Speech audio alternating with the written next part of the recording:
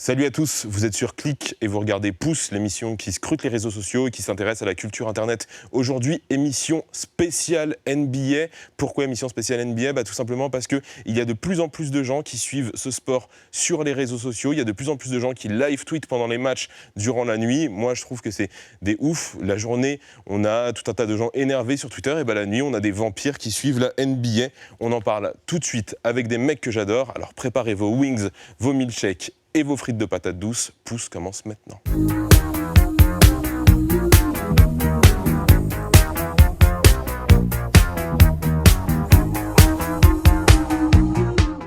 Bastien Fontagneux, Alexandre Martin, bonjour. Bonjour. Salut Redouane. Alors pour ceux qui ne vous connaissent pas, on va prendre le temps de vous présenter un petit peu. Vous êtes les Bastien et Alex de Trash Talk. Trash Talk, c'est un média qui s'intéresse à la NBA. Je voulais qu'on passe un peu de temps sur le nom de Trash Talk. Pourquoi Trash Talk ? C'est vrai que moi, à la base, je réfléchissais justement à pouvoir potentiellement créer un média. Et sur la ligne éditoriale, je voulais quelque chose qui soit un peu nouveau, avec un peu d'humour, un peu de corrosif. Enfin bref, parler de la NBA, mais un peu sans filtre. Et après, c'est des histoires d'aliments de planète. Il y a des noms qui arrivent, qui viennent. Puis Trash Talk est venu comme ça marchait assez bien, ça claquait bien à l'oreille. Donc on a dit, c'est parti. Mais est-ce qu'on peut expliquer aux téléspectateurs ce que veut dire Trash Talk ? Le Trash Talking, vraiment, si on devait traduire, c'est vraiment chambré. L'équivalent en français, c'est vraiment chambré. Donc voilà, donc c'est pas Trash Talk par les poubelles, c'est vraiment chambré. Et où s'arrête le Trash Talking ? Moi, c'est une question que je me pose souvent parce que sur les terrains de basket, on voit où est-ce qu'il commence ? Ouais. Alors on va commencer par où est-ce qu'il commence et puis on arrive jusqu'où il s'arrête. Où est-ce qu'il commence, c'est-à-dire dans le sens où c'est quoi les racines de ce truc ? C'est-à-dire que le basket c'est un sport de rue à la base, dans la lignée de ce que vient de dire Bastien, c'est que à la base au basket il y a tout un tas de moves, donc de mouvements, de gestes qui te permettent ensuite de chambrer ton adversaire. C'est là que ça commence, c'est-à-dire que le but du basket c'est de mettre le ballon dans le panier. Ça peut aussi être, sur un petit dribble croisé bien comme il faut, de faire tomber ton défenseur. C'est ça. D'humilier ton adversaire. Exactement. Et après, où s'arrête le trash talking ? Aux familles, aux mamans. Et il y en a qui dépassent cette limite. Kevin Garnett, tu vois, par exemple. Kevin Garnett, c'est un ancien joueur NBA. Qui a vraiment une réputation d'être mauvais dans le trash talking. Très mauvais. Après, il y a des règles qui sont un peu respectées. C'est pas écrit, mais c'est des codes entre joueurs où ils disent on touche pas aux parents, on touche pas à la maman, etc. Dans les années 90, il y avait beaucoup de ça. On sait que Michael Jordan, notamment, avait beaucoup de trash talking dans son jeu. Il aimait les mamans ?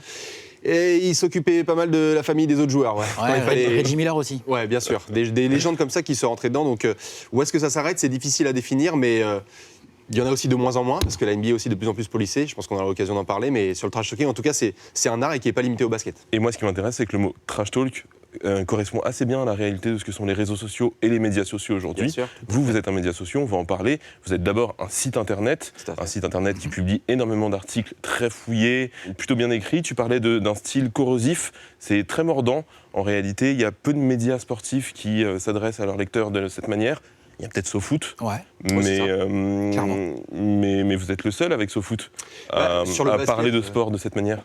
Sur le basket, après je ne sais pas pour d'autres sports, parce que par exemple, je sais que notamment dans le rugby, il y a Boucherie aussi qui le fait de cette manière-là. Super taf. Et probablement dans d'autres sports, des gens qui se lancent là-dedans. C'est dans la mouvance actuelle. Il y a de plus en plus de gens qui, au lieu d'avoir... Avant, on obtenait juste l'information. Maintenant, il y en a qui veulent de l'analyse.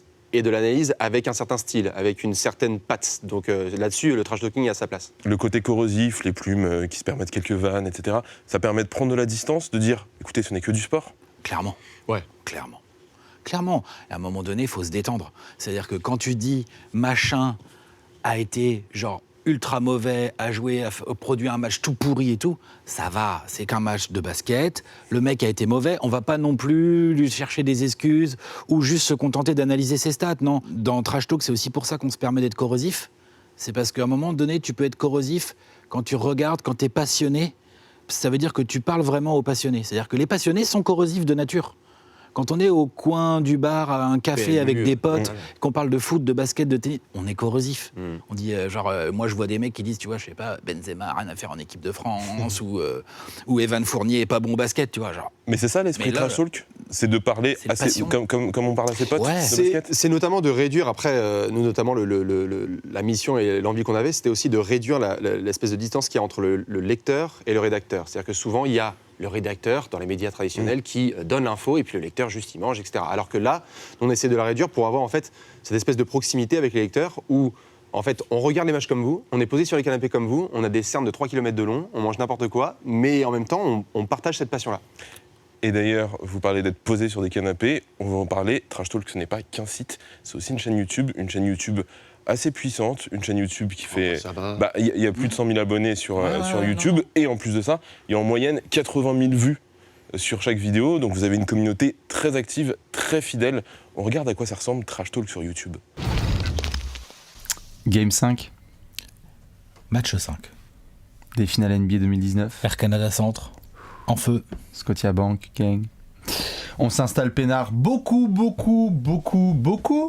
de choses à dire. On s'installe peinard. Il fallait qu'on fasse un point complet sur le dossier Anthony Davis. Toutes les infos, absolument tout ce qu'on a pu récupérer, analyser, écrire, regarder. On va en parler maintenant. Dites-nous ce que vous pensez justement du côté de Miami et de Philadelphie, un petit peu de ces mouvements de cette nuit. On verra qui va entourer Jimmy Butler. On verra comment Brett Brown va articuler tout ça.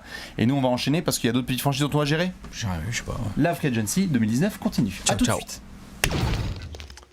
Donc ça, c'est Bastien et Alex de Trash Talk sur YouTube. C'est votre vraie vitrine médiatique. Ah Parce ouais. que pour le coup, il y a plein d'autres personnes qui travaillent sur le site internet. Vous êtes combien à rédiger des articles? On a une grosse équipe quand même. Hein. Il y a sur le site internet, t'as Giovanni, Nico, Ben, t'as des mecs qui pigent, t'as des gens qui contribuent, on a aussi des gens qui viennent en stage tester un peu, voir comment ça fonctionne une rédaction de médias sport. Ensuite, t'as quand même des gars à la technique aussi. Bien sûr. On n'en parle jamais, mais en fait, c'est bien d'écrire des articles, hein, mais il faut qu'ils arrivent en ligne, en temps, en heure, il faut qu'ils soient référencés. Il faut qu'il y ait une mise en page. Une mise en page, même il faut que ça marche techniquement. C'est-à-dire qu'au début, t'es un blog, tu t'en fous, t'as 30 personnes qui viennent te lire. Après, quand t'as des milliers de gens qui viennent tous les jours, il faut que ça fonctionne. En Il y a fait. combien de personnes qui visitent Trash Talk? Ça dépend des jours. Tous les mois, en visiteur unique, tu dois être à 500, 600 000. Ouais, autour de 500, 600 000 personnes, c'est ce que ça. j'avais. Donc là, j'en parlais, ça c'est la vitrine de Trash Talk, donc vous êtes tous les deux posés, il n'y a personne d'autre, et vous commentez l'actualité de la NBA, vous faites des comptes rendus de match, vous faites des prévisions, vous racontez à votre manière l'actualité de la NBA, vous publiez en moyenne 4-5 vidéos par semaine, et vous faites, je le disais tout à l'heure, 80 000 vues, c'est pas mal pour des mecs qui sont installés sur des poufs. Ah, c'est pas mal. Ah, c'est sûr. Surtout que nous, à la base, c'était pas forcément. On s'est lancé dans le projet vraiment vidéo. On s'est dit, bon, on va voir ce que ça donne. Il y a aussi le fait qu'on soit de plus en plus dans une génération de société YouTube, etc. Donc, on a vu aussi l'engouement qu'il y avait autour de Mais ça. pourquoi? Parce que tu considères que les gens qui te suivent sont plutôt jeunes et n'ont pas forcément le temps ni l'envie de lire des articles et préfèrent plutôt la vidéo. Non, je pense qu'il y a un petit peu de tout. Il y en a qui consomment la NBA différemment, il y en a qui aiment la lire, il y en a qui aiment l'entendre, il y en a qui aiment la regarder. Et puis on est aussi dans des gens qui consomment de plus en plus sur un format vidéo. Et YouTube est en train aussi d'exploser. Est-ce qu'on peut parler de ce plateau, Ouais, faut parler du plateau, il faut parler de Léonce aussi, parce Bien que tu sûr. vois, on parle de l'équipe du site. qui est le réalisateur de C'est-à-dire la chaîne YouTube? exactement. Qui s'occupe C'est qu'à un moment de notre donné, univers vidéo. Bastien et moi, on s'est dit, tiens, ça serait bien. On avait à l'époque une plateforme pour faire du live, mais que audio. On commentait des matchs, on faisait des petites émissions. On faisait des apéros, mais un sans peu, la vidéo. Ouais. Voilà, en D'accord. live, avec un chat où les gens pouvaient Donc poser du des questions. podcast. Et un jour, j'ai dit à Bastien, tout à moi Léon et moi, on se connaît depuis longtemps, on est amis à la base. Et donc, on s'est dit, tiens, mais attends, on pourrait se mettre devant une caméra. Et ce qu'il ne faut pas oublier, c'est qu'effectivement, là, ça a l'air très cheap, comme ça, tu vois, le côté pouf, table basse et tout. Mais en fait, ça reste une bonne image, avec un bon son. Bien Ça sûr. reste, en termes techniques réels, nous, on est en mode très improvisé quand même dans les apéros.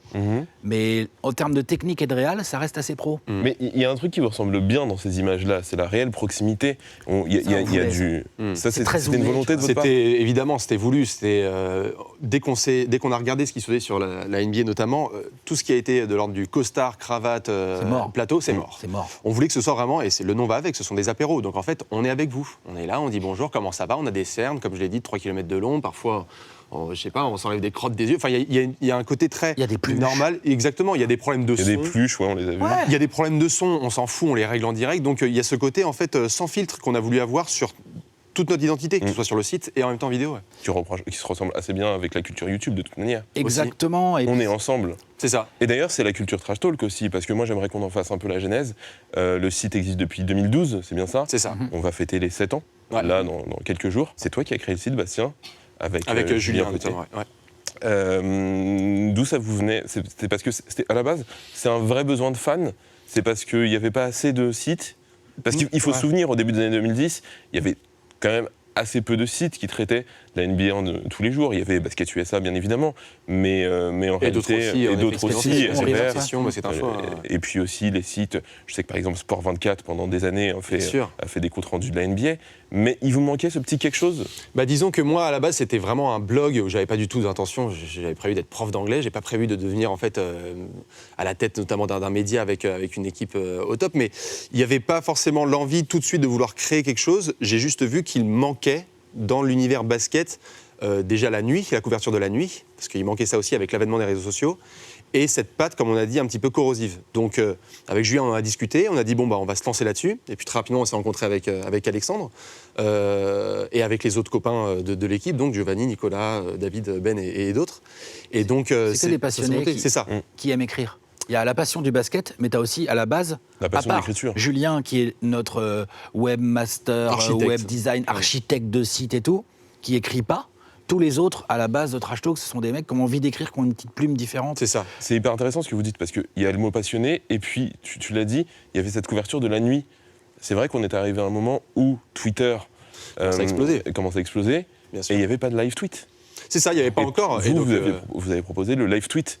On s'est posé là-dessus parce qu'il y avait personne qui le faisait de nuit. Et comme tu le disais là, Alex, tout à fait, c'est à la base, n'importe quelle personne qui est rentrée vraiment dans le projet était avant tout passionnée. Donc, il faut être capable de faire ces sacrifices-là jusqu'à 5h, 6h, 7h du mat, tous les jours, parce qu'avec le décalage horaire, malheureusement, les matchs sont que la nuit. Et le live tweet, il vous permet quoi? Il vous permet un rapprochement direct avec la communauté, parce que vous pouvez parler directement avec des fans qui regardent les matchs. Il n'y a pas de meilleur endroit pour suivre la NBA que Twitter la nuit. C'est fabuleux. Mais c'est complètement dingue. Il n'y en a juste pas, en fait. Il faut quand même expliquer aux téléspectateurs ce que devient Twitter à la nuit. La nuit, c'est bien sûr bien. Autour de 1h, 2h du matin. Il y a un tunnel tout noir, là, tu sais, là, et tu rentres là-dedans et bam. Il y a un côté très secte. On se retrouve tous à partir de minuit sur Twitter. Il y en a qui prennent leur café. C'est le moment où tout le monde va se coucher. Et tu as cette espèce de préparation entre minuit et demi et 1h où les premiers matchs arrivent.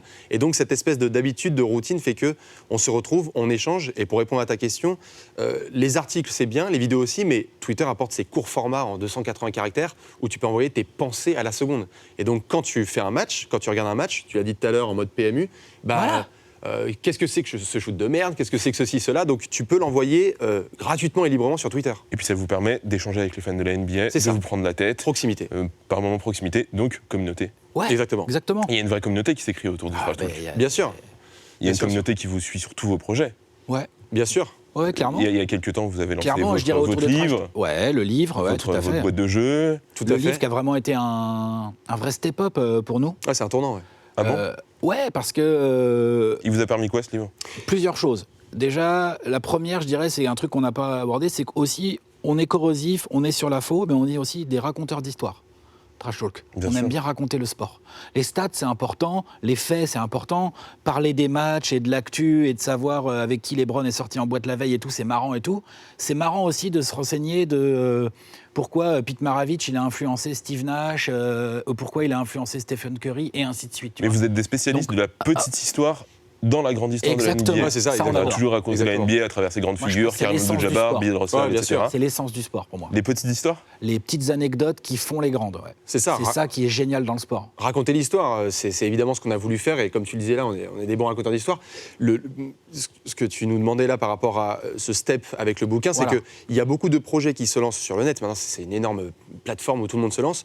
Pour passer de simples projets web à un projet aussi un peu plus crédible, il faut du papier, il faut du matériel. Pourquoi? Parce que le livre, c'est du réel, on peut le toucher. C'est acté, c'est palpable, c'est réel, on peut le toucher. Là-dedans, il y a des histoires. Enfin, je veux dire, c'est un livre d'anecdotes, c'est là que je voulais en venir. Exactement. C'est un livre d'histoire. Avec des histoires. Donc forcément, on s'est dit, tiens, on va proposer une autre manière de consommer la NBA et montrer que c'est pas juste un blog. Donc le bouquin a aidé en ce sens. Pas juste des vidéos sur YouTube. Bien sûr, des événements aussi nous ont permis de faire ça. Donc la communauté, comme tu le disais, on va en parler après, mais la communauté en tout cas nous suit sur beaucoup de projets. Ouais. Au-delà du bouquin, j'aimerais connaître un peu votre modèle économique parce que vous êtes à plein temps sur ce projet. Il y a énormément d'articles sur le site, il y a une petite équipe autour de vous, il y a énormément de vidéos sur YouTube. Comment vous arrivez à financer Trash Talk? C'est clair que financer un média principalement gratuit, puisqu'à part le livre ou la boîte de jeux ou quand tu viens aux soirées, tu ne payes pas pour consommer la NBA ou Trash Talk en particulier. Donc on a de la monétisation classique, hein, c'est-à-dire qu'on a un site internet avec de la pub dessus, on a des partenariats avec des marques et des annonceurs qui veulent soit avoir de l'espace média, tu vois, de manière classique comme dans n'importe quel autre média. On travaille de plus en plus avec des gens sur des OP où là on essaie de leur créer du contenu. Vu qu'on est des créateurs de contenu, il y a des gens qui ont aussi besoin qu'on puisse leur créer du contenu. Donc là évidemment c'est une source de revenus pour nous. Que vous publiez sur Trash Talk ou pour eux? Ou pour eux, ça dépend. Bien sûr, ça dépend. Parce qu'on recevait il y a quelques temps Street Press, qui est un pure player et qui nous expliquait que c'était de plus en plus compliqué d'exister en tant que pure player gratuit. Vous êtes un pure player gratuit, mais en plus un pure player gratuit de niche. Tout à fait. Après, grosse niche. Tout à fait, de grosses niches. La NBA, c'est une grosse niche. Mais c'est une niche, ça, t'as raison. Ça, on en parlera parce que pour le coup, la niche vraiment grossit. Là, ça c'est clair. Mais après, qu'on soit d'accord, là, quand tu nous parlais de modèle économique, etc., on est au lance-pierre. Ah non, je veux dire, mais très clairement. T'as 5 temps plein chez Trash Talk, tout le monde est payé au lance-pierre. C'est ça, parce que c'est important de le rappeler quand même, parce qu'il y a des gens qui se disent sur les médias, c'est facile, tout de suite, vous avez du buzz sur YouTube, sur les réseaux sociaux, sur votre site. Non, il faut être aussi très clair que bosser sur le sport en France et créer quelque chose qui n'a pas encore été vraiment fait, c'est difficile. Et après, c'est quelque chose auquel on tient, nous aussi, toute l'équipe, c'est au côté accessibilité de la NBA et donc du média Trash Talk. Le site Trash Talk, il est gratuit. C'est important que n'importe qui a envie d'en savoir plus sur quel que soit le sujet, que ce soit les matchs de la veille ou un truc sur Karim Abdul-Jabbar, puisse avoir accès à des choses gratuitement. Après, quand tu fais un livre... Et c'est une mini-révolution dans l'histoire de la NBA en France, parce que jusque-là, la NBA, dans les années 90, c'était sur Canal+, donc il y avait ceux qui avaient le fameux décodeur pirate à l'époque, qui pouvaient regarder la NBA, j'en faisais partie, désolé Canal, à l'époque, pouvaient regarder gratuitement, mais sinon c'était très cher de pouvoir regarder la NBA, et puis dans les années 2000, c'est devenu de plus en plus cher.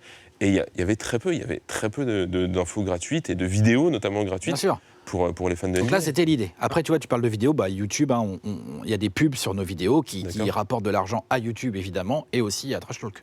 Okay. Tu parlais de modèle économique, ça c'est du classique.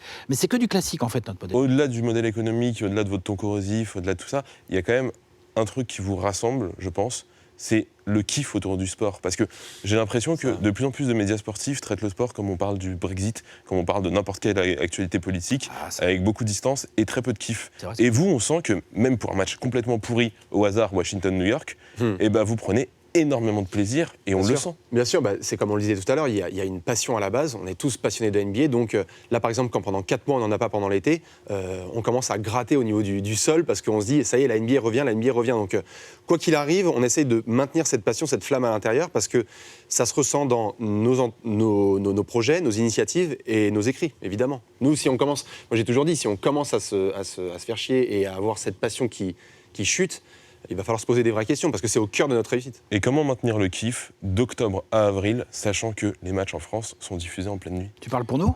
Pour les gens? Pour vous? Tout le monde? Pour nous? Pour nous. Nous. Il y a des moments de down, il y a des moments de mou, il y a des moments où c'est plus compliqué. Obligatoirement. Bien sûr. Après, la NBA, c'est une ligue très surprenante. C'est-à-dire que moi, c'est là aussi où on est content de faire le boulot qu'on fait. C'est-à-dire que tu te surprends des fois un vieux match des Knicks où les Knicks, on peut pas dire que ça soit la grosse fête depuis quand même 20 ans. Ça non. Mais on peut le dire, je crois.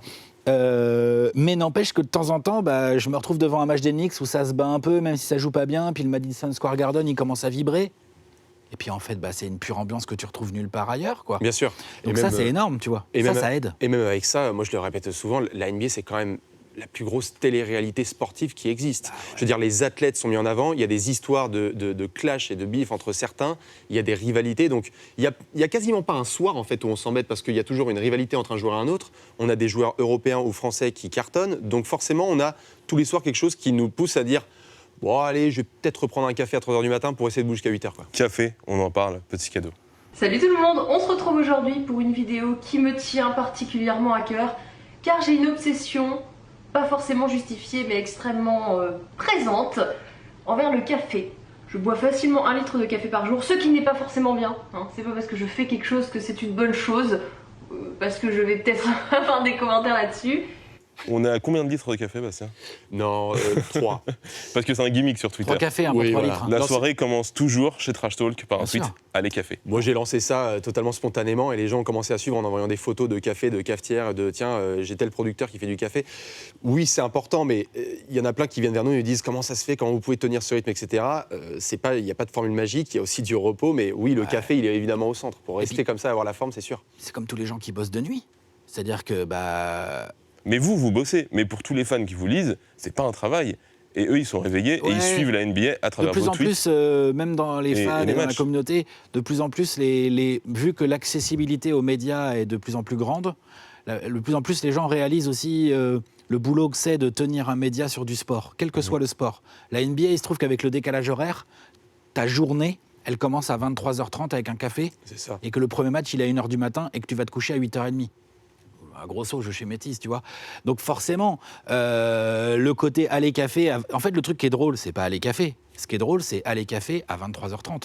Oui, Ça, parce c'est que drôle, si tu vois. t'envoies ça Aller café à 8h début du de mat, journée. bon, Les bah gens oui, le normal. prennent, on Début s'en de fout. journée à Bien minuit sûr. pour vous et pour tous les fans de NBA, on a l'impression que c'est une nouvelle journée qui commence. Bien sûr, c'est comme on l'a dit, c'est le côté sectaire. C'est-à-dire qu'à partir de 23h30, tout le monde va aller se coucher, mais il y a quand même des tarés qui prennent un café pour rester debout jusqu'à 4h. Ça n'a pas de sens. Et qui sont sur Twitter. Et qui sont sur Twitter. Et puis qui vous suivent aussi dans la vraie vie, parce qu'il y a aussi quelque chose d'assez incroyable avec Trash Talk, c'est que vous organisez de plus en plus des grandes soirées. On regarde à quoi ça ressemble. On est bon ou pas?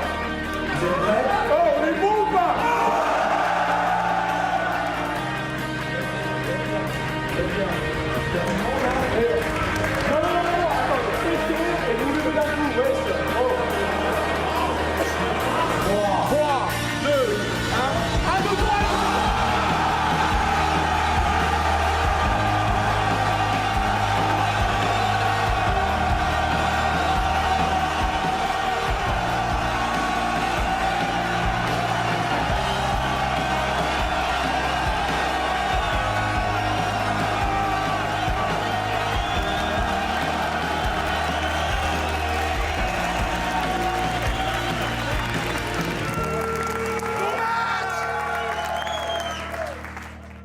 Ça, c'est clairement un des trucs qui fait plaisir.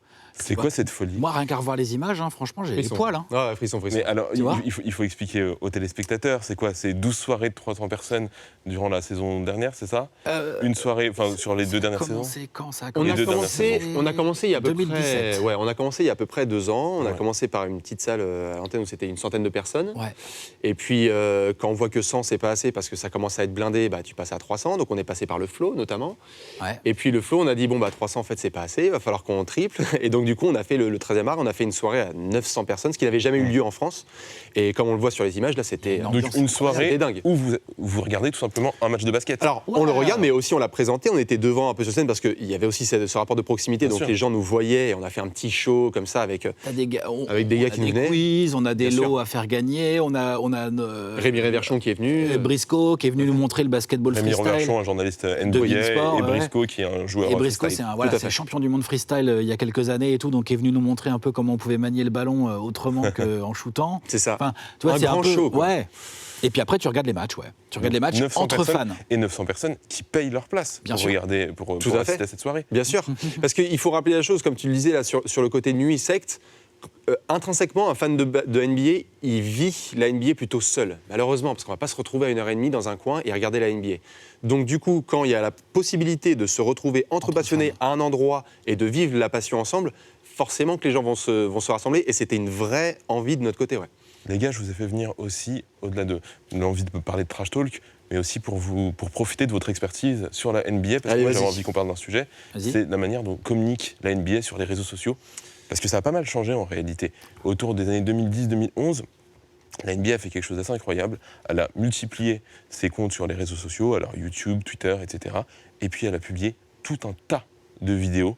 Alors des vidéos parfois drôles, des vidéos de replay de match, des vidéos Documentaires sur les rendant joueurs. rendant hommage à d'anciens joueurs. Bien sûr. Tout à fait. Comment vous l'analysez, vous? Comment vous l'avez vu venir à l'époque? Disons que après la NBA, on va pas se raconter d'histoire. Hein, c'est une multinationale à but très lucratif, et ils ont parfaitement compris d'un point de vue marketing et communication qu'il fallait étendre au-delà des États-Unis l'impact de la NBA. Et pour ça, ils ont utilisé leur show, qui est incroyable. Un match de NBA, c'est incroyablement bien filmé, bien éclairé. Enfin, c'est beau à regarder. C'est une machine à séquence vidéo. C'est une machine à séquence vidéo. Ensuite, ils utilisent extrêmement bien leurs anciennes légendes. Je veux dire, dans les talks NBA sur les TNT, ESPN, enfin, tu vois, toutes les grosses chaînes qui couvrent la NBA, t'as que des anciens joueurs qui sont... Tu les trouves bons ou pas bons, mais ils font le boulot. Les Barclay, les Shaquille O'Neal, tu vois, ces espèces de monstres-là, ils sont tous, là, pour la plupart, recyclés. Le Shaq Tinefool, tu vois, c'est pour ça que je voulais en venir là, tu vois, ce genre de truc. La NBA accepte l'autodérision. Ça fait des séquences sur les réseaux sociaux, et c'est pas pour rien que la NBA est la première ligue à avoir dépassé le milliard d'abonnés cumulés sur les réseaux sociaux, et aujourd'hui, c'est la ligue sportive la plus suivie dans le monde. Ils ont trop d'avance.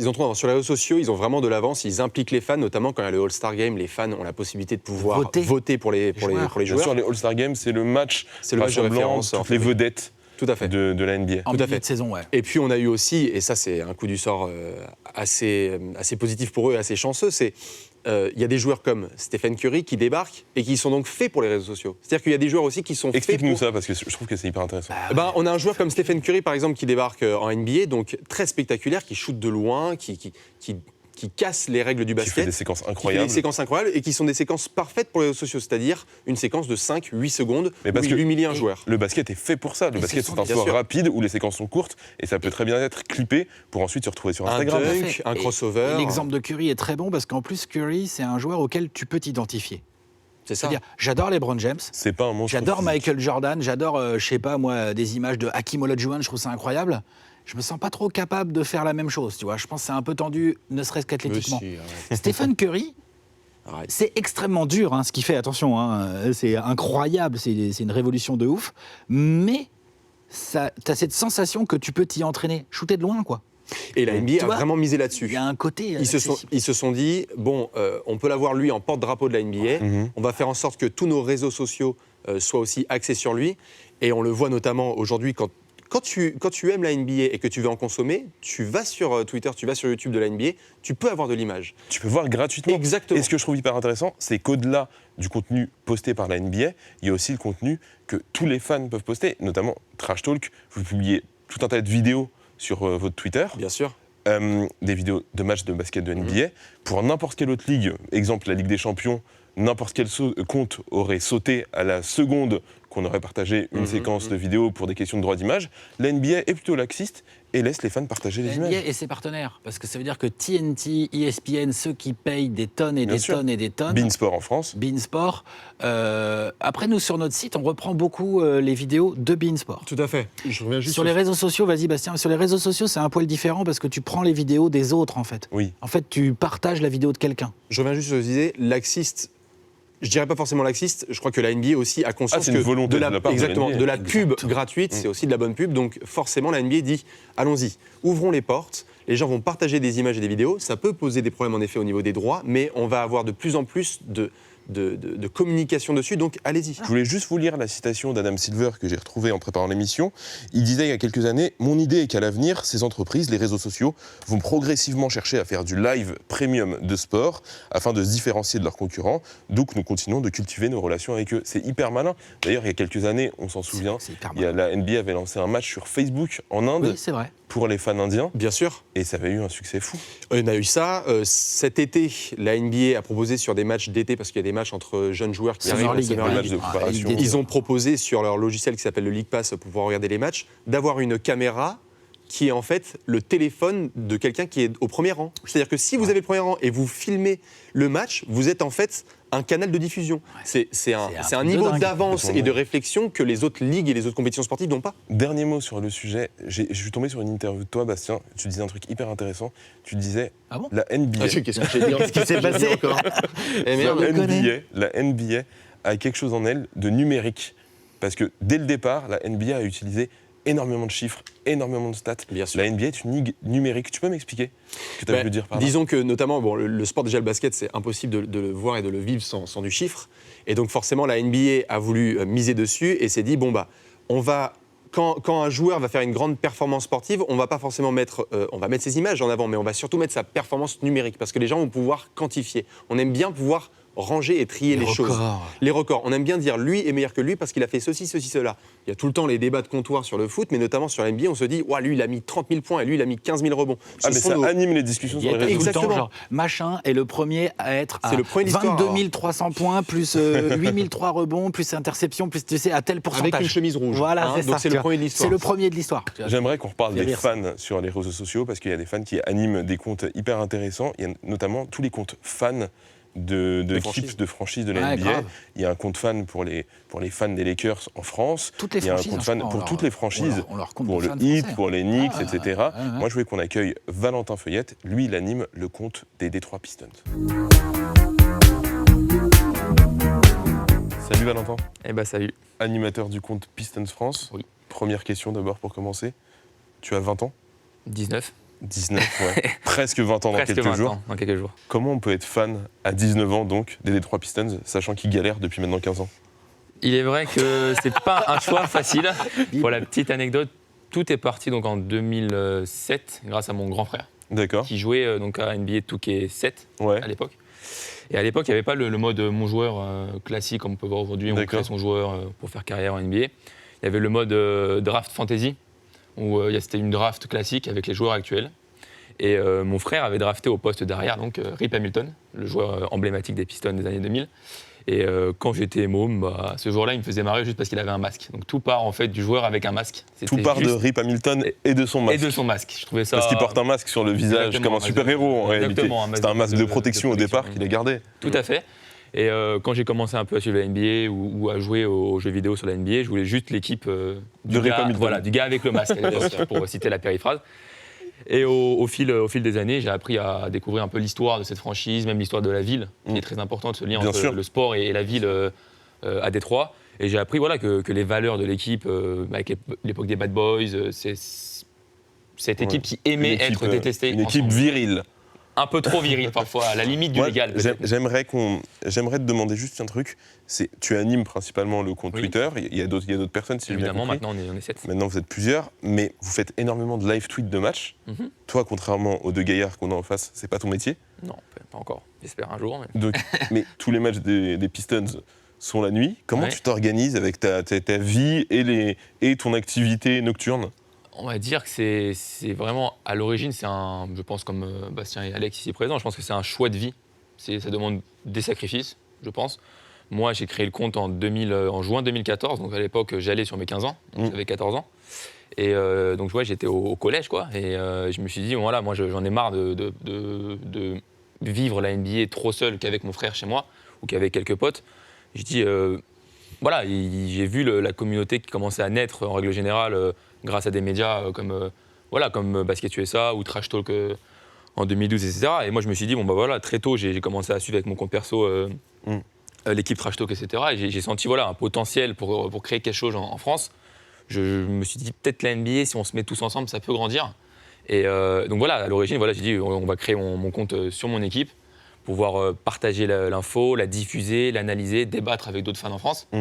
Et aussi, l'autre raison, c'est parce que j'ai très rapidement, je me suis dit, mon rêve ultime, c'est de pouvoir mélanger travail et passion. D'accord, Et donc moi, être journaliste. Voilà, être journaliste, hein, c'est le mot clair. Mais c'est hyper intéressant parce que tu travailles comme un vrai média autour des Detroit J'essaye, Pistons. voilà. Donc il y a le compte Twitter, mais tu as aussi un blog autour Oui, des évidemment, Pistons. évidemment, maintenant, j'ai Où, un blog depuis... où pour le coup, il y a énormément d'articles sur toute l'actualité de cette équipe.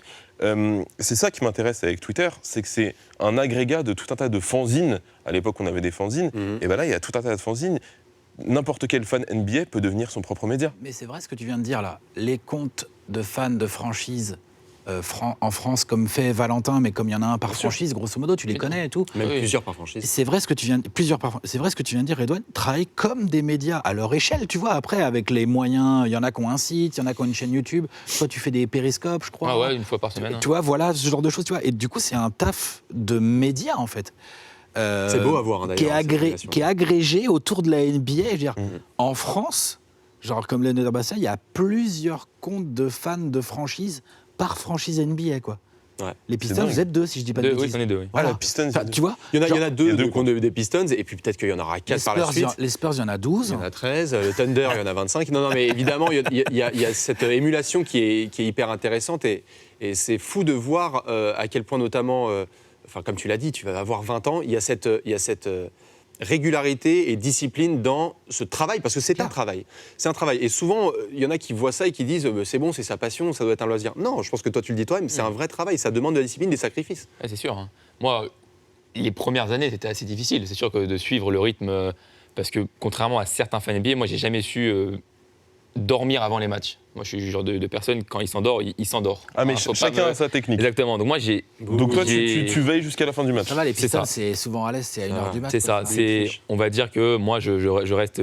voilà, et de 20h à 1h du matin, j'essaye d'écrire, partager les dernières infos s'il y a des blessures. Malheureusement, beaucoup en ce moment, mais voilà, il faut toujours se tenir au courant en suivant, je pense, comme Trash Talk et les autres médias.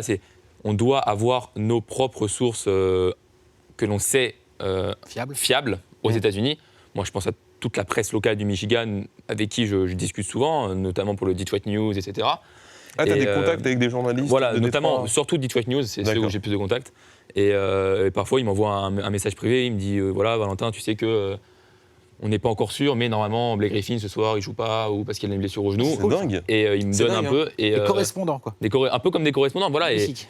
Et mais moi, il faut que je me tienne au courant tout le temps de l'info. Et parfois, il y a des moments où j'ai autre chose à faire et malheureusement, je ne peux pas être en... À l'époque, j'étais tout seul, donc c'était difficile. Maintenant, on est plusieurs, donc si je ne suis pas là, je sais que je peux... Oui. D'ailleurs, je passe le bonjour à Enzo, c'est le premier qui m'a rejoint il y a un an. Et grâce à lui, on peut... D'ailleurs, Enzo qui avait fait un stage chez vous. Et maintenant, au fil des ans, je commence à lui donner de plus en plus de responsabilités parce que je lui fais confiance. Et notamment pour le trade de Blake Griffin, moi, je me rappelle très bien, je m'étais endormi tôt parce que j'étais malade. Et c'est mon grand Donc frère. Blake Griffin, c'est votre grosse star en ce moment. Voilà, c'est la grosse star et c'est un échange, un transfert qui a eu un petit peu sorti de nulle part, un blockbuster trade, comme on dit en NBA. J'avais pas vu venir. Personne s'y attendait. Là, on reçoit à 23h heure française qu'il y a des contacts sérieux entre Los Angeles et Détroit pour Blake Griffin. Le truc improbable. C'est improbable. Même en Touquet, ça n'existe pas, ce genre d'échange. Et moi, j'étais malade. Et mon frère, il est dans ma chambre, il fait Valentin, lève-toi, tu vas avoir, à mon avis, beaucoup de travail. Et en une demi-heure, c'était plié. Et cette NBA aussi, c'est ce que disaient Bastien et Alex. C'est une ligue à part parce qu'on a l'impression que c'est une série télévisée. Il peut se passer des choses où c'est presque scénarisé, mais en fait, c'est la vraie vie, quoi. Juste une petite question perso. Évidemment. T'as séché beaucoup de cours à cause du compte? Ne Au réponds pas, lycée, ne au réponds collège, pas. non. Ne dis rien. Au lycée, au collège, non. À la fac, un peu plus. Quand même. D'accord. Moi, je trouve que ces initiatives en disent long sur l'engagement des fans avec la NBA. Parce qu'ils s'engagent pleinement sur les réseaux sociaux et la NBA sait en profiter. D'ailleurs, la NBA ne s'y trompe pas, elle va organiser très prochainement son premier match officiel à Paris. La NBA a compris que les fans français étaient très actifs. Que le marché était énorme, en fait, pour eux. Hors États-Unis, je veux dire. Bien sûr. La France, maintenant, ils savent où c'est. Ils savent le mettre sur la carte, tu vois. Il y a beaucoup Il y de... a quelque chose. Avant, ils venaient à Londres. Ouais. Je ne sais pas si l'Angleterre, d'une manière générale, a une fanbase de fans de NBA comme on a en France. Je sais qu'il y a un pense compte pas. Détroit, moi, en Angleterre. Non, mais tu vois. Voilà. On a eu la chance, nous, d'avoir un espèce de croisement de plusieurs choses. On l'a dit, sur le jeu vidéo, il y a NBA 2K qui s'est lancé. On a eu aussi beaucoup de NBA joueurs. 2K qui est un on a très eu- gros très jeu gros de jeu. simulation On a eu Tony sportive. Parker. On a eu des joueurs qui sont devenus Bien de plus sûr. en plus nombreux et très bons en NBA. On a eu aussi des chaînes qui ont commencé comme Beansport à diffuser la NBA. Donc, Taf de ouf. il y a cette Plus les émulation réseaux qui- sociaux dont on parle depuis tout à l'heure. Donc quand on est la NBA et qu'on regarde les États-Unis et qu'on se dit voyons voir en Europe qui fait un travail de malade, on regarde la France et on se dit mais ce sont des dingues. Et c'est ce qui se passe, c'est que pour chaque franchise, il y a un compte. Pour des événements, il y a du monde, il y a une billetterie, elle explose. Donc du coup, la NBA ne peut que regarder le marché français et se dire il faut qu'on mise dessus. Valentin, je vais te demander, est-ce que tu comptes organiser des rencontres avec les fans des Pistons, à Détroit peut-être? Est-ce qu'il y a des événements qui sont prévus de ce type-là? J'essaye à droite à gauche de discuter avec certaines personnes, notamment avec Julien de Sport US Travels qui organise, c'est une agence de voyage qui organise des voyages dans le milieu du sport. Mais évidemment, moi, le seul défaut que j'ai avec mon équipe, c'est qu'il faut trouver des gens qui acceptent de voyager à Détroit pour autre chose que Détroit. C'est pas la ville la plus Exactement. sympa. Moi, personnellement, c'est pour ça qu'il y a quelques mois, avec les 3 autres comptes de Détroit des sports, parce que c'est Détroit une des seules villes qui est représentée dans les 4 sports majeurs, quasiment une des seules, que ce soit le foot US, le hockey ou le baseball, on s'est tous mis ensemble pour créer un site que sur Détroit. Et on essaye d'écrire des papiers sur l'histoire de la ville, l'économie, la sociologie, etc., un peu plus poussée, parce que c'est une ville vraiment passionnante. Quand on commence à lire un petit peu les livres d'histoire des États-Unis, on se rend compte que c'est une ville passionnante, il y a beaucoup de choses à dire. Et, C'est une ville ouvrière. c'est une ville ouvrière qui a souffert, qui souffre encore, qui se reconstruit, mais à l'image en fait des valeurs des Pistons, presque, c'est une équipe c'est une ville, excusez-moi, qui... C'est dur au mal. Hein. Voilà, on souffre, tout le monde ne nous respecte pas, tout le monde nous déteste, mais on s'en fout, on est ensemble, on s'aime ensemble, tu vois. C'est un peu ça, un peu l'esprit des Bad Boys. Tout le monde détestait les Bad Boys. 8 Mile, Eminem, enfin, Oui, voilà. dans l'image totalement. Toute la culture de Détroit. Évidemment, Bien et c'est pas un hasard si on voit encore une star mondialement connue, une légende du rap comme Eminem qui est encore présent à Détroit, qui a ses maisons, qui passe souvent. Alors Bien c'est sûr. une ville qui est... C'est toute une culture. Voilà, c'est pas New York, c'est pas LA, c'est pas Miami. En tout cas, merci Valentin d'avoir été avec nous. Eh ben, c'est un plaisir. On te suit sur Pistons France. Oui, tout à fait. Et puis on suit les comptes des autres franchises. Moi, je Bien suis sûr. Et bon le courage compte cette du saison. 8. Ouais, Ouais. ça marche. Tout de suite, on va parler d'un autre sujet avec vous toujours. C'est la communication des joueurs eux-mêmes sur les réseaux sociaux. Et pour cela, moi j'ai convoqué le GOAT du basket en France, la voix du basket en France. Vous savez de qui je veux parler. Ouais. Georges Eddy, invité de Pouce. Je suis très heureux, très ému de t'avoir ici à mes côtés parce que tu le sais, sans toi, je n'aurais sans doute pas eu la même vie.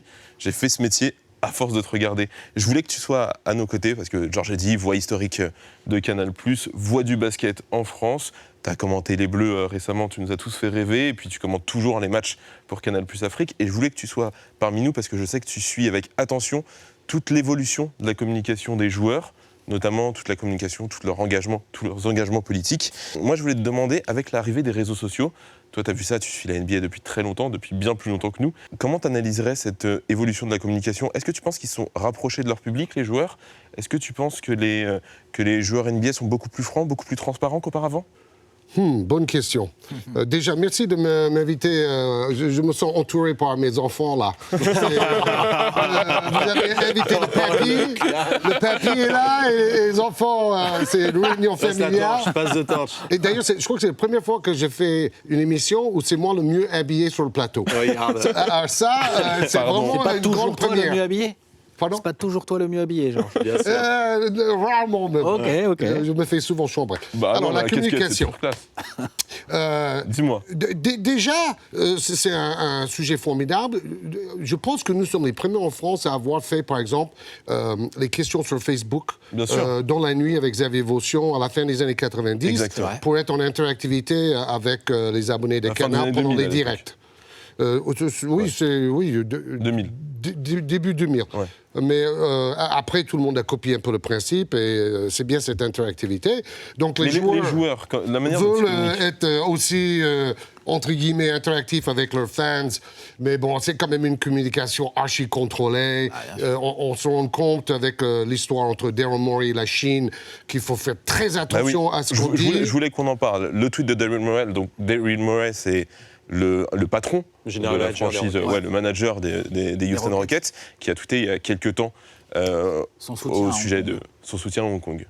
Donc le tweet était assez dingue, sachant qu'en plus, à cette époque, son équipe était en Chine. Ça a provoqué une tempête médiatique et une tempête géopolitique sans précédent. Ils Oui, étaient à ça va Tokyo. coûter des centaines de millions de dollars à la NBA. Bah Donc oui, là, parce que on la est à Chine est un marché frontière majeur. Pour la NBA. entre la frontière entre business, Et liberté d'expression. communication, liberté d'expression.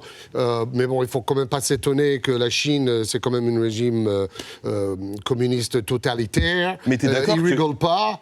et ça. la NBA est en train de prendre de plein fouet le retour de bâton. Mais tu es J'ai vu d'accord que- qu'il y a quelques années, ça aurait été impossible qu'un patron dans les années 90 ou dans les années 2000, qu'un patron ou qu'un sportif de la NBA publie ce genre de réaction. Les réseaux sociaux ont aussi permis ce genre d'expression politique.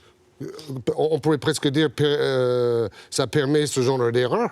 Ouais. Parce que, à mon avis, dans son fond intérieur, Maury s'est dit j'aurais mieux fait de ne pas faire ce tweet-là. D'ailleurs, bien Lui, il est sûr. dans sa cave depuis 3 On l'a semaines. vu. hein. Oui, et Genre- beaucoup réclament Bien sûr. sa démission. Sa démission. Pas seulement, soi-disant, le gouvernement chinois, non, bien mais sûr. les dirigeants NBA, Les bonnes, parce que ça, limite. Allez, ça va presque. coûter une fortune. C'est les tweets les plus chers de l'histoire. Bien sûr. Des centaines de millions de dollars de chiffre Et d'affaires. ce qui montre l'impact de Twitter Un aussi. tweet Au qu'il moins. a effacé à peine une heure après. Bien sûr. Tout ça pour nous coller deux autres tweets derrière, des tweets un peu d'excuses, quoi. Un peu La genre, Chine a des désolé, jeux je voulais partout, blesser hein. personne. Les Chinois sont un public complètement dingue de NBA depuis des années maintenant. 500 millions de fans apparemment. 500 millions Oui, de fans regarde au moins un match par en an. Chine. Ouais.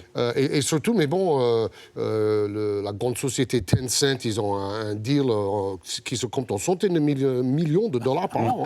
Hein. Après, c'est la télé nationale qui diffuse les matchs NBA depuis le début. Je connaissais très bien les journalistes qui ont commencé cela. Et eux, ils refusent de diffuser la NBA en ce moment. Ils n'ont pas diffusé la première soirée assez extraordinaire pour lancer la saison que j'ai commentée dans la nuit de mardi à mercredi, là, pour l'Afrique. Donc, c'est vraiment un énorme souci. C'est Et puis très chaud les entre la Rockets, c'est Chine. très symbolique en Chine. Les Rockets, c'est la franchise dans laquelle Yao Ming, le joueur chinois, La grande star de le plus impactant, qui est chinoise aujourd'hui NBA. président de la Chinese Basketball Association. Oui, tout à fait. C'est sa franchise en fait, donc c'est le manager des Rockets, la franchise anciennement de Yao Ming. C'est très symbolique et ça. Et il a pris ses distances. Exactement, tout à fait. D'ailleurs, Du coup, il y a d'ailleurs, beaucoup les de symboles Rockets dans sont cette histoire. souvent Ouais. un maillot. Les Rockets avoir souvent le Bah, maillot ils sont- Avec un les nom écritures chinoises, C'est tout à l'équipe fait. le plus populaire en Chine, les Rockets. sûr. Et de loin. Et il y avait très des loin. partenariats directs entre le club et des sociétés chinoises qui ont été annulés. Donc, eux, ils estiment déjà 25 millions de dollars de pertes rien que pour les Pour les Rockets, Rockets. en contrat particulier. De toute façon, là, sur la suite du business NBA, il y a déjà des propriétaires, parce que pour ceux qui ne le savent pas, la NBA notamment, les salaires sont plafonnés et en fonction des entrées d'argent qui se font en NBA. Et là, les general managers de NBA sont en train de se rendre compte que déjà pour les projections des années à venir, l'impact est énorme. On parle déjà d'un Murray effect.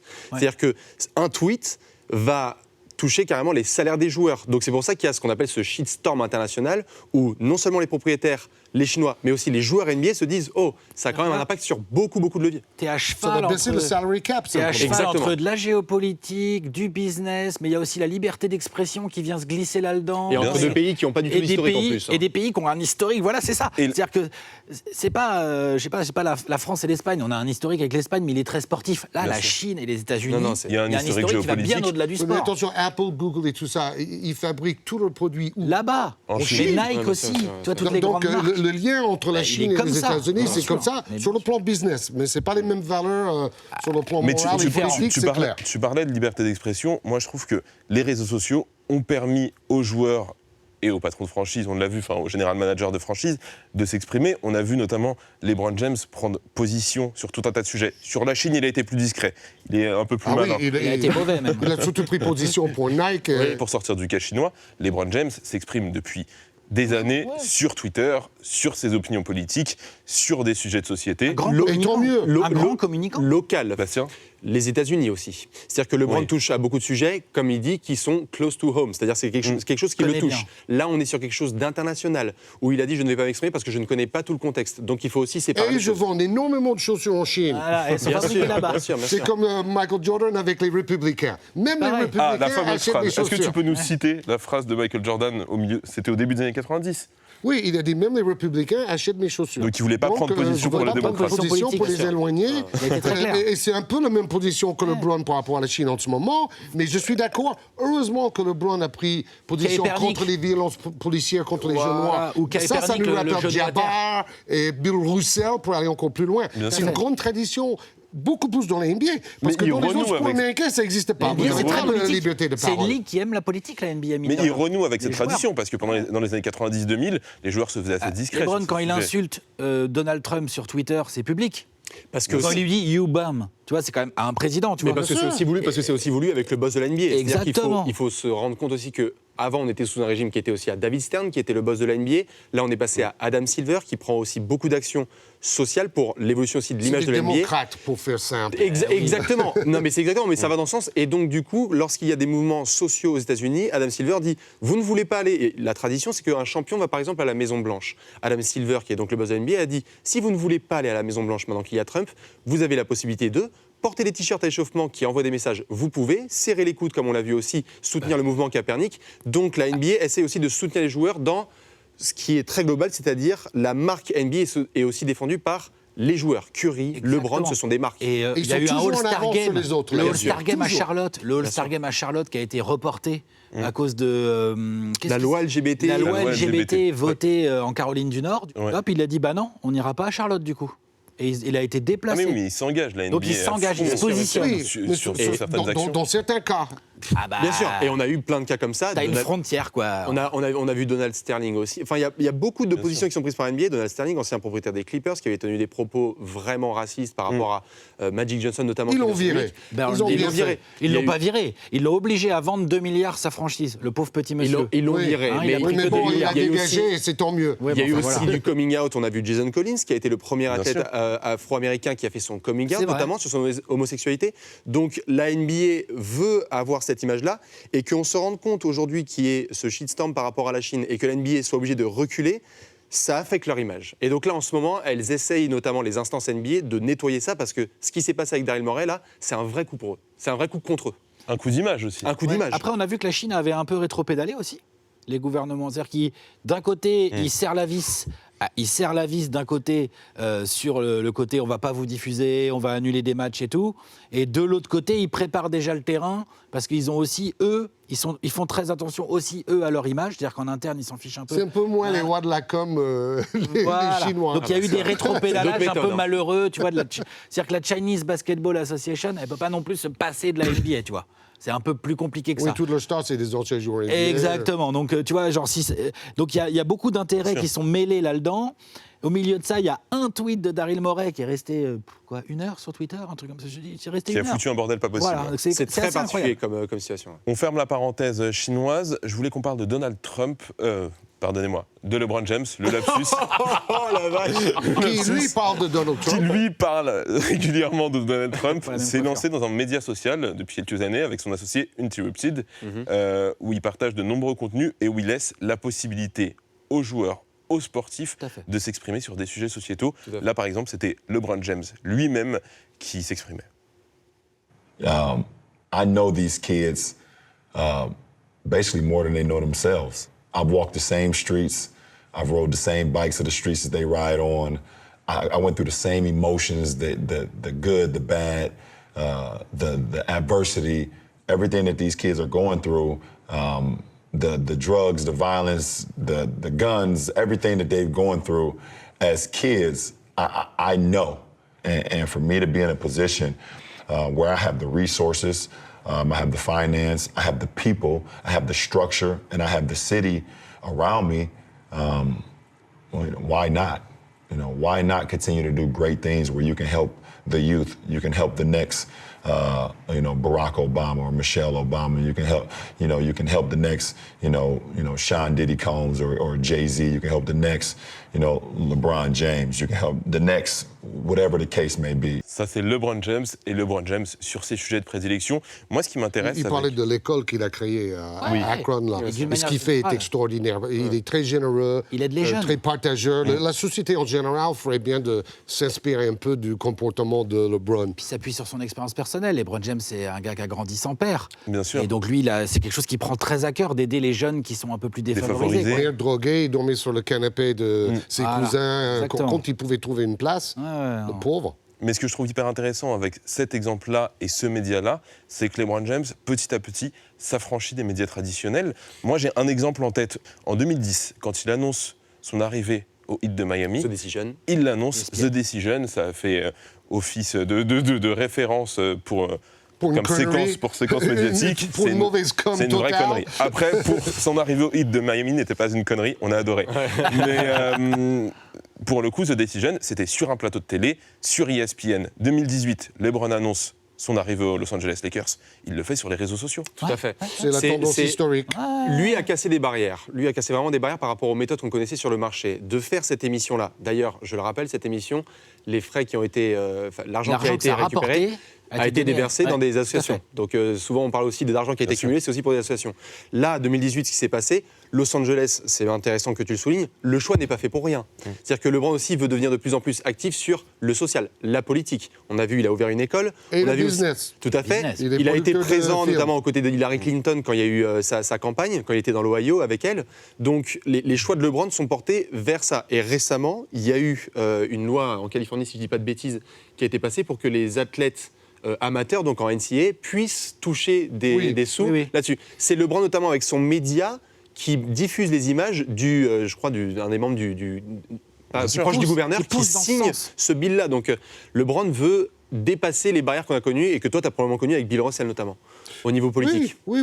Bon, c'est formidable. De toute manière, la NBA a été précurseur dans 3 domaines. Donner des opportunités aux minorités comme dirigeants ou coachs, Il y a eu énormément de coachs noirs, digitalisation Tout à fait, et l'internationalisation. Bien sûr. Comparé aux autres sports américains, Pas photo. eux, ils ont des années-lumière de retard. Et la NBA, je ne sais pas, ils ont toujours ce goût de... Qu'est-ce que va être la qu'on va faire prochaine après tendance historique, la prochaine mode, et ils sont à fond dedans. Maintenant, ils rencontrent quelques difficultés, parce qu'on sait que Twitter, ça peut être dangereux aussi, Twitter et tous les réseaux sociaux. Si on dit le mot de trop, ça vous poursuit le reste de votre vie. Donc, il faut vraiment peser chaque mot avant de communiquer sur les réseaux sociaux ou à la télévision ou n'importe où. Hein. Et Est-ce c'est que le ça risque- la leçon pour moi. Est-ce que le risque avec ce genre de médias, Georges, c'est que de plus en plus, on ne passe plus par les journalistes, on ne passe plus par les journalistes sportifs. Bah, on tout le monde est s'exprime journaliste directement. maintenant. Tout le monde est expert. On l'a vu avec Tout le Valentin. monde crée son site. Pour les franchises NBA, vous en avez parlé tout à l'heure. Bien sûr. Et en fait, c'est la grande démocratisation des L'info. médias et de la communication en général grâce à Internet. Chacun peut jouer le rôle de réalisateur, journaliste, expert. Et c'est pour ça le rôle de commentateur à la télévision traditionnelle, un vieux média en train de s'écrouler, évidemment, par rapport à Internet. Notre rôle n'est plus du tout donner des faits, donner des informations, parce que tout le monde les possède déjà. Maintenant, notre rôle, c'est plutôt d'analyser ce qui se passe et donner des pronostics. avec les Mais images. c'est pas du tout... Mais Quand ça- j'ai ça commencé, vous fait- c'était expliquer Oui, qu'est-ce oui. que c'est la Mais NBA. genre, Maintenant, tu ça- remets dans le contexte aussi. Tu donnes un contexte aux gens pour leur donner des clés pour comprendre les infos qu'ils reçoivent aussi. Oui, où tu tries Voilà. dans toutes Voilà. ces infos. Voilà, Georges. tu les reçois et après tu dis je vous suggère de porter votre attention à ça, ça ou ça. C'est ça qui est essentiel par rapport à ce que nous commentons, par Mais exemple. est-ce que ça te fait peur quand tu vois LeBron James qui lance son média comme ça et qui, dans un futur proche, n'aura plus besoin du tout de Pas du journalistes? tout. Pas du tout. De toute manière, regardez comment, c'est ce que j'ai dit tout à l'heure, la télé traditionnelle est au fur et à mesure remplacée par Internet. Internet, c'est beaucoup plus souple, c'est plus démocratisé, tout le monde a accès. Mais bon, après, il y a des limites, parce que tout le monde ne peut pas gagner sa vie, par exemple, en faisant un site. On sait très bien qu'il faut ramer pendant des années avant de commencer à même gratter un petit salaire. Ceux qui sont passionnés, ils ont une ouverture facile vers ce monde-là, quoi. Je suis très content de vous avoir tous les trois. C'est la fin de l'émission. Je suis très content parce que Georges t'a accompagné des générations et des générations de fans de NBA. Le papy est là. Le papy est là. Et toujours là, et toujours là. Et toujours là, Très et important. puis notamment sur Canal Plus Afrique et Trash Talk, vous accompagnez toute la nouvelle génération. Et je le disais peut-être tout à l'heure en off, mais il y a 50% de votre audience qui a moins de 25 ans. C'est énorme et vous faites un boulot remarquable. C'est une pour sorte ce- de ESPN à la française, ce qu'ils ont Oui. créé là. Je le prends Et pour un Ils totalement. sont présents un peu partout. C'est encore meilleur d'ailleurs. ESPN totalement gratuit. Merci d'avoir été avec nous. Merci, Merci Redouane. Georges. Merci, Redouane. Mon livre, Mon histoire avec la NBA, est toujours disponible. Tout aux à fait. éditions Talent Il doit Sport. rester quelques exemplaires. C'est pas tout vendu déjà Donc quelque c'est part. Bastien et Alex, merci d'avoir Merci, été avec Redouane. nous, merci d'avoir été les invités fil rouge de cette émission. Vous aussi, votre livre Trash Talk est toujours disponible, votre boîte de Normalement, jeu oui. Ah aussi. oui, c'est Il y a très bien énormément vendu, de surtout. merchandising autour de ça. On vous retrouve sur votre site et puis on vous suit aussi sur YouTube, Trash Talk Production. Moi je conseille, c'est ma petite drogue quotidienne. Et tous les soirs sur Twitter.